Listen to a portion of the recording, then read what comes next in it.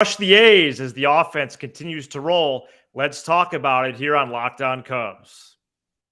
Are Locked On Cubs, your daily Chicago Cubs podcast, part of the Locked On Podcast Network, your team every day.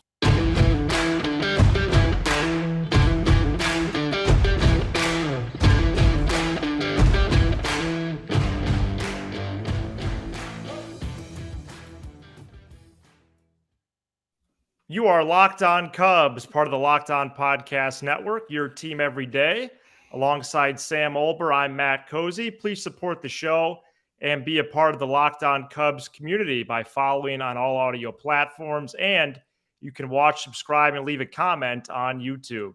Thanks so much for making us your first listen. Sam and I are lifelong fans, taking our passion into discussion with you on all things Cubs. Today's episode is brought to you by HelloFresh. Skip trips to the grocery store and count on HelloFresh to make home cooking easy, fun, and affordable. That's why it's America's #1 meal kit.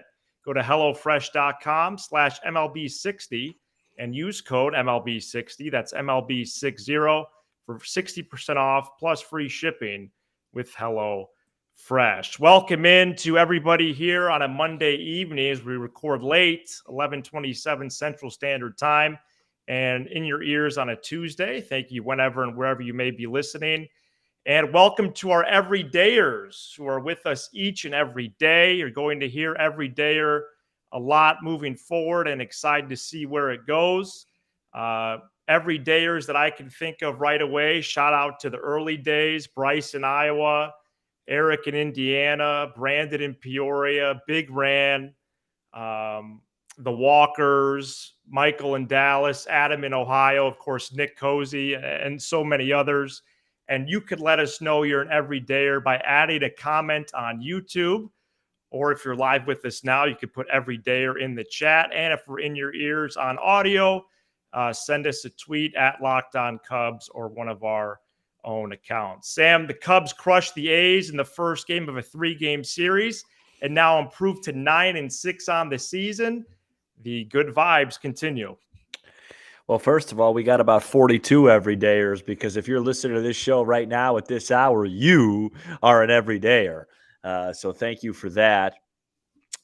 Beautiful night. I mean, what else can you say? I mean, let's talk about it all. Wesneski starts out rocky again, and then it seemed like when the Cubs got out to that lead, he settled in and found his location. I think we always talk about, you know, streaky hitters, and sometimes you have a streaky pitcher, and once he finds it, he finds it. And it just looked like he found it today. Wisdom with 2 more home runs. I mean, we'll talk about him more in detail, but he's now tied for the league lead. I think it's Pete Alonso that he tied with home runs. And, and the eye test is being passed with Wisdom. It doesn't feel very fluky. And at the game, he struck the ball really hard all weekend in LA. So not surprised there. And how about, you know, can I just give a shout out to you and our program? Please. Because Cody Bellinger, you know, first weekend, you know, we were saying, hey, I like what's happening with him. Let's just see, the results will come. He had a 5-hit day today. It's a crazy. 5-hit day. And everybody in the comments about Mancini, just go back a week ago, folks. We saw this coming from a mile away. So Ross will have to adjust with that. But just a great day. I mean, everybody. I mean, how can hey, I listen to you every day from Sacramento. The Kings have a chance to go up 2-0 against Golden State. That's going on as we speak. Just a great day, Matt. I mean, what else could you take away when you blow out a team like that? They're a bad team and you blew them out. Yeah, my first impressions are just that they took care of business tonight. Of course, I hope it continues Tuesday and Wednesday, but I'm going to enjoy this one. Yeah. It felt fun throughout. You know, a little bit of a bumpy start off the runway with Wesneski, but then he ended up shoving, as you could tell by the rundown there. Right. But the offense is on a tear. You know, 10 runs on 20 hits is no joke. I don't care who you're playing. It's the major leagues. Yes, they need to take care of business this week, but 10 runs on 20 hits is mightily impressive. And the ranks, the numbers that they're putting up right now far exceeds what I thought back on March 30th. I'm pleasantly surprised. I'm overjoyed. Wisdom passes all the tests, just like you said. What the eye test? Do you want to do a smell test on him? He smells like home runs because he has 8 of them. Okay, Right. and the balls hit hard consistently by him. And oh, by the way, he's been pretty good at third. If you want to get into that, obviously he DH'd tonight. Horner with 2 hits again, Swanson with 2 hits, Happ with 2 hits, Suzuki with 3, Wisdom with 3, Gomes with 2, and Bellinger 5 for 5. Don't look now, but outside of that 0 for 11 start, just as we said, as Sam pointed out, he's been excellent. And even the Rangers series, a lot of hard outs, average was still low. Look at his baseball card now. He's hitting .310 on the year. The Cubs have 1, 2, 3, 4, 5, 6 or more guys hitting over 300 right now. Yeah, and I would make the case that right along with Swanson and Horner, I mean, I know Happ's been great offensively, but when you include the defense, Bellinger's right there with one of their most valuable players so far. Totally. Because his center field defense has been even a little bit above average. I actually, when I went inside the Dodgers clubhouse, I saw Bellinger's Gold Glove. I tried to take a picture of it. What? Yeah, they were not like just a Gold Glove trophy. Like they made a copy of it. Yeah. And he's played like a Gold Glover so far, and he's hitting, and they're all doing what they got to do. Now you just have to continue to keep business. This is only one win. Come back tomorrow. You got your best pitcher going against a team. Don't give him any. Don't give him any hope. Don't give him any confidence. Just throw strikes and keep it going. And you said they're facing a lefty tomorrow. That's true? Yeah, Waldichuk is a lefty. He's a former Yankees prospect. Yeah, so I would probably have the same lineup today. I would just put Wisdom really high in it. Yeah, there's no reason why he shouldn't be hitting 5th. You know, maybe you even maybe he makes an appearance every now and then at cleanup. But yeah, he should be firmly. No, Eric, I held my hand on this one earlier in the year. I'm over that. I think I might have been wrong on that. He looks really good. The leadoff hole. He looks like kind of like Derek Jeter. So to just defend myself for a second, I didn't realize he just stole another base. No, I didn't realize Nico Horner was going to set the stolen base record. I didn't have that on my bingo card going into the year. That changes everything. If you were to tell me that he was going to have 8, 9 stolen bases before the end of April, I'd say, oh, well, that makes a little more sense. But yes, he is more than fine there, and I put my hand up for that. Well, that's okay. Yeah. 9 for 9 stolen bases, and even a moment in the game where either it was a tweet from you or a text to me, or it might have been both. How about first to third on that Swanson hit? I think just magnificent. There's some stats. I don't think they've come out yet because it's so early in the year that measures base running. Well, Fangraphs has some good ones. Yeah. He's got to be at the top of the list. Yeah, he is. I'll look into that for Tuesday's program, but yeah, they have several metrics that measure that, and I know the Cubs are high up even as a team. Just a tremendous win. You know what, my dad pointed out when I was over there for a few innings of the game tonight, how you mentioned on Monday's show, hey, it's hard to go 3-16. That's the Cubs' goal now. Right. You got to take it to them the next 2 days. And as much as I like that line, I think that has to be the records when they get out of that city on Wednesday night. And we'll look ahead later in the show, but that's what can happen against this team if they are historically bad. And they did it decisively, right? Which was fantastic. So. Yeah, I would just take it a game at a time. You know, you're right. You have your two main guys going tomorrow. It looks good on paper, but you just don't want to take anything for granted. These are still professionals, like you said. Everybody will we'll talk about the 20 hits. Like you said, 20 hits against any team in the big leagues is something. These are big leaguers, okay? And there was runners left on. Right. Well, they had a bases loaded, no out situation. And former Met Jesus Familia came in and just got 3 ground balls with that turbo sinker of his. Yeah, it actually looked like a really impressive pitch. I thought he was past his prime. Yeah. And He is. on another night, I mean, even tonight in the moment, I was upset. I will have to admit, I just want to drop this in. Madrigal going through the stop sign, I would have been upset more if the scoreboard looked different. Well, you're a coach at heart. Yeah.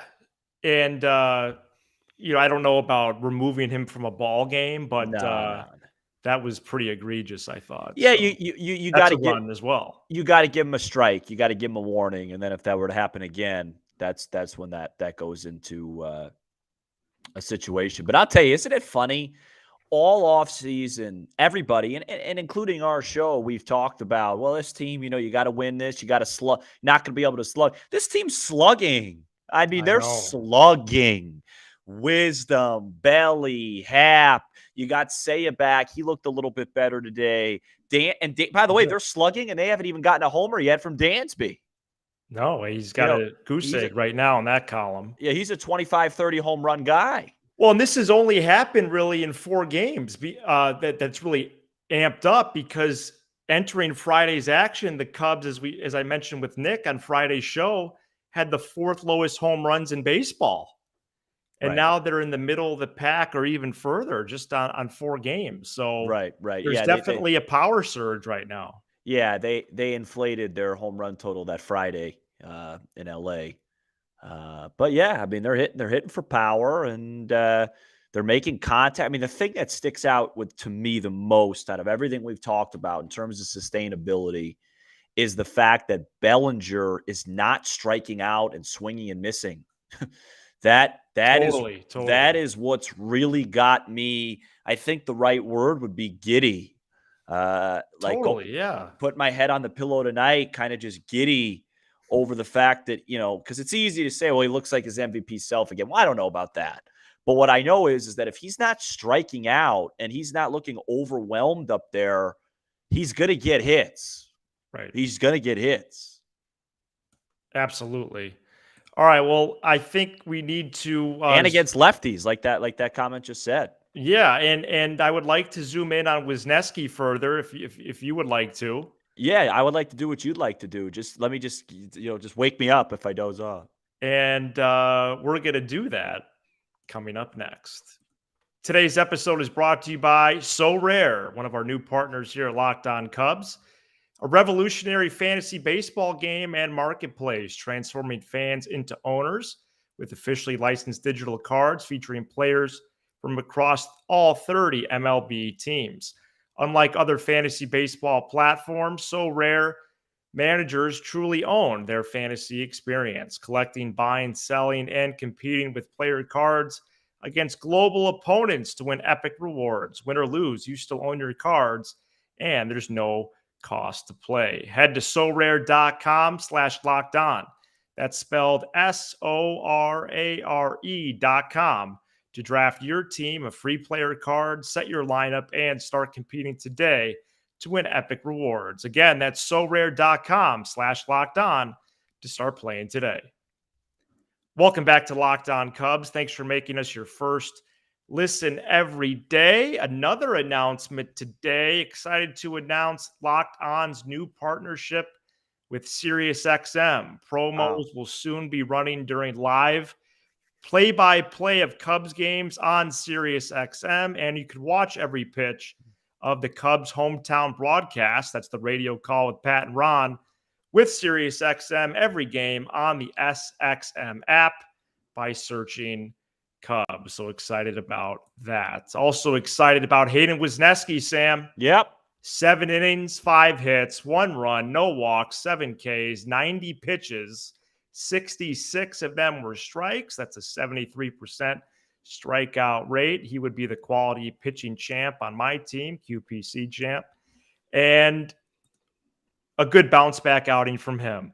Yeah, I think streaky's the right word. He dominated the spring. His first two starts were really rocky. He got off to a rocky start, and then all of a sudden, and I thought he was fortunate, by the way, to get through the first two innings, only allowing one.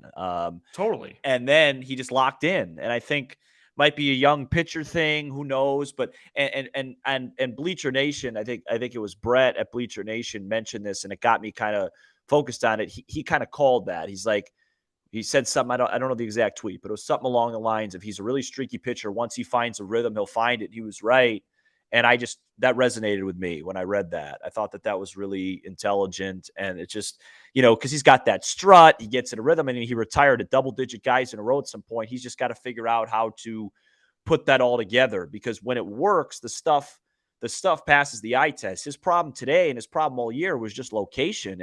Early in that outing, he was just throwing 0-2 sliders right down the middle, fastballs right down the middle.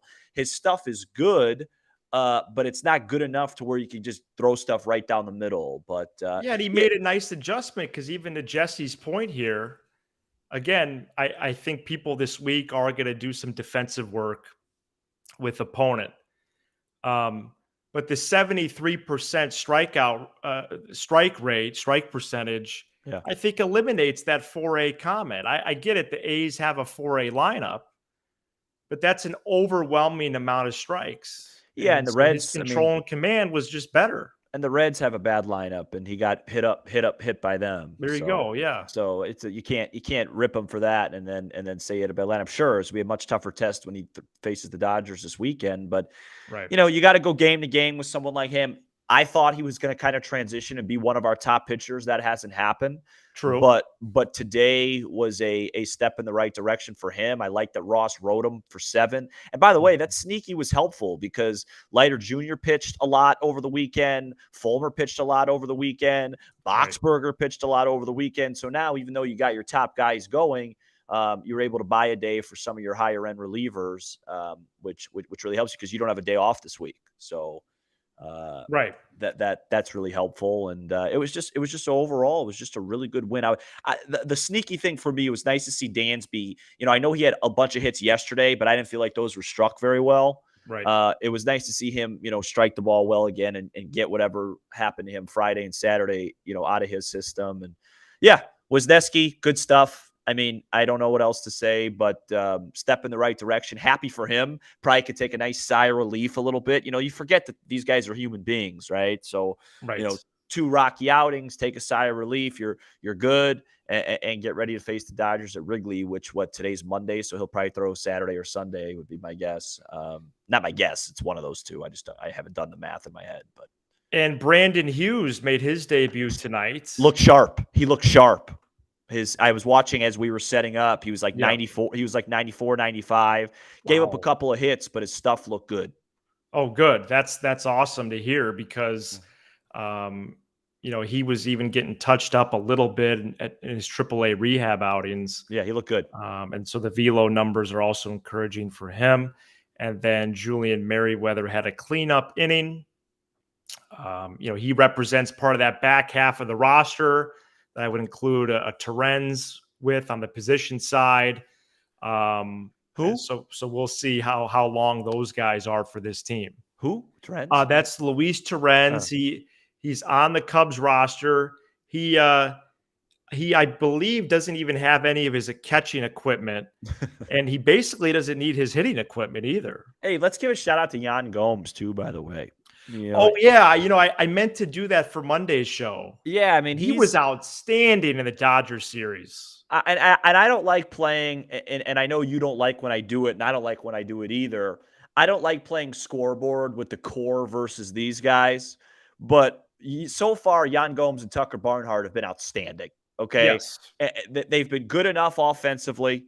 And then defensively, outside of the first game of the year, they've both been. I mean, Tucker Barnhart's at bats have been good. I think the Cubs are now 8-1 with Gomes behind the plate, which is, I don't know if there's anything to that, if that's random, because I think Barnhart's had really good at bats all year as well.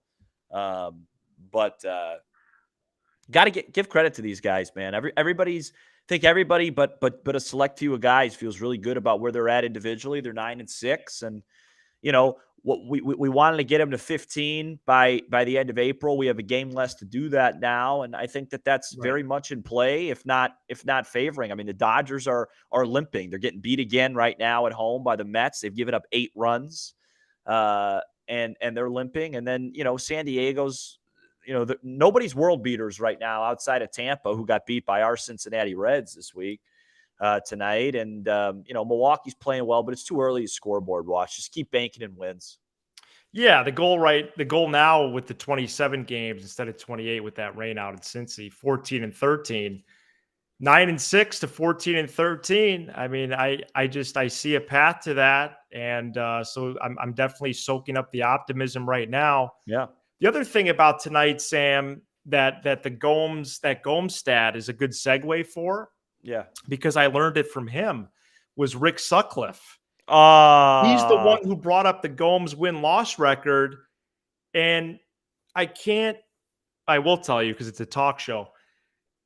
I absolutely love Rick Sutcliffe broadcasting.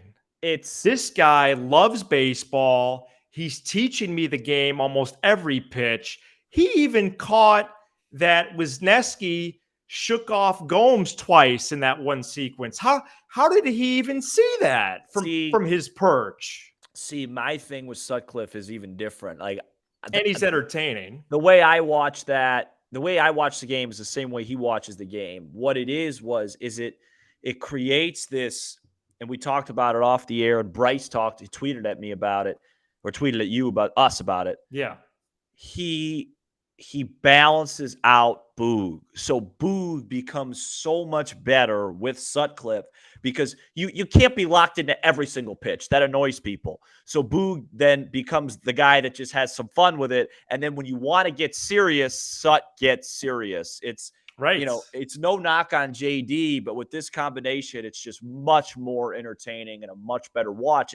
It's watching the game and feeling like your announcers actually care about your team. And that's very refreshing. And I thought Sut was great. And I thought he was really good with Wesneski. He hit it on the head, why he was struggling and then why he got good. Like even when they were up a bunch, of him at one point. Don't go 3-0. Don't go 3-0. Pump in strikes. Well, listen, Rick Sutcliffe is a former Cy Young Award winner. So yeah. Well, and it's geographically convenient for him being in SoCal, but who cares? I think that was a good move by Marquis to sign him up for all these away series. Patrick Wisdom might hit a ball so far tomorrow, he may actually hit a fan. I've been saving that one. Yeah. How many fans do you think were there? I was thinking they were about 800. Yeah, so they reported it. I was going to have you guess. It was like 4,700. Well, I'm going to guess it was 700. Yeah, no, it's 4,000. Yeah, I don't think so, but maybe. Hey, shout out. Yeah, shout out. I was going to say shout out to Noah. He was our winner for the Wesneski jersey. Him and I had some nice dialogue the last couple of weeks because to no surprise on your end, I had some problems with that order, but we got to figure it out. Yes. And he's definitely an everydayer. Noah was one of our early ones under which he doesn't know, but I'm going to reveal it to him now. Under originally a pseudonym, now using his real name. So that's good. Yeah, and you don't have to throw that jersey in the trash because Wesneski will be on this ball club this weekend. Okay. Oh, boy. All right, so we're going to look ahead to Tuesday's matchup and anything else that tips the scales for us right now on this team, including getting interactive with the chat. So please continue to be interactive there with your questions and comments, and we'll continue this big blue train coming up next.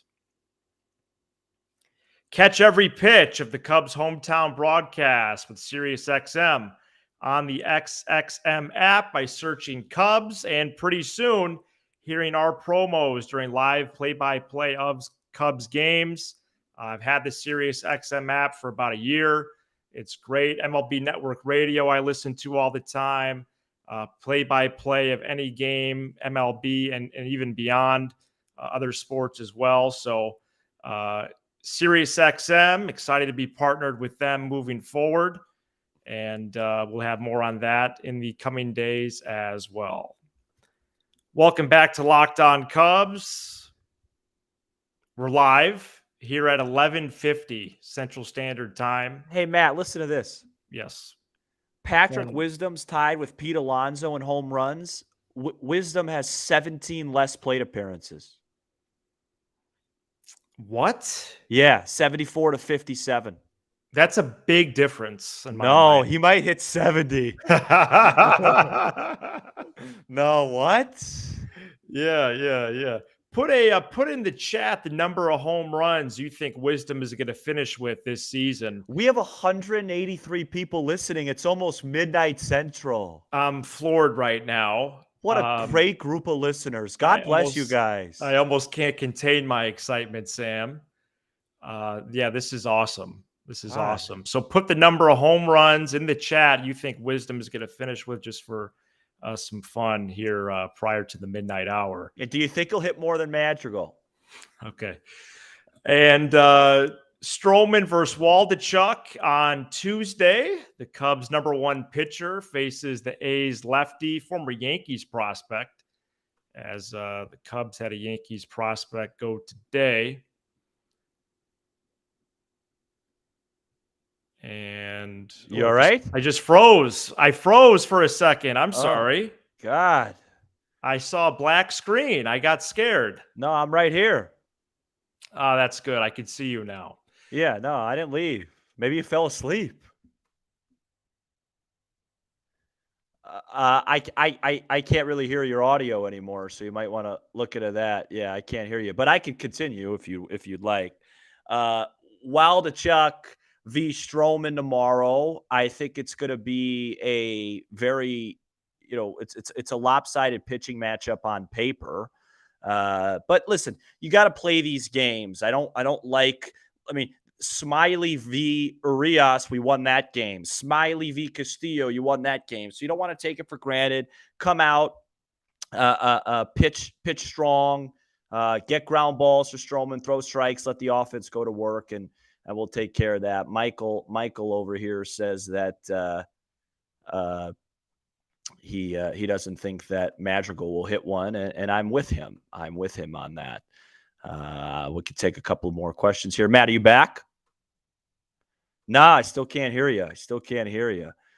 Let's see what we got here. Some comments I can go through.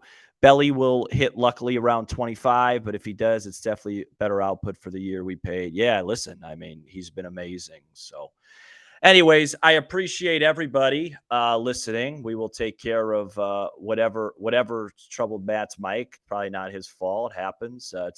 Maybe it's Restream saying it's time to go to sleep, because that could be what it is. We'll be back tomorrow. I believe we're going to be live tomorrow, so look out for a start time for that. And thank you all for listening. It was very, very cool to see 185 plus people here. Chicago Cubs 9-6, won 5 out of 7. We will see you tomorrow night.